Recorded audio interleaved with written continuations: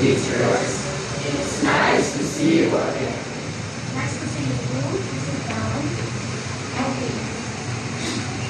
We have been discussing yesterday the difference between fact and claim. Now let's have some review exercises to see if you still remember the difference. I have you remain seated when the description is describing a fact. You have to stand up when it is describing me. Understood? You have to sit down, you have to remain seated if it states a fact.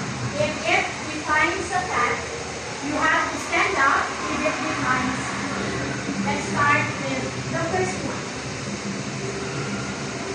A statement that is proven true. To be true. Is that already your answer?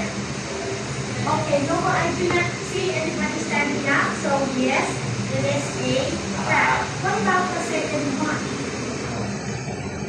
A statement expressing belief, argument, or judgment. Nobody is there? Okay, very good. It is claim. What about the third one? A statement that can be used to support an argument. Is it a claim or a fact? A statement that we use to support an argument. Okay, everybody is seated. Yes, it is a fact. And the last one.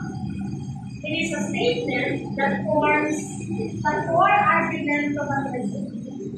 Is it a fact or a claim? Okay, everybody is standing up. You're saying it is. Okay, very good. Now you see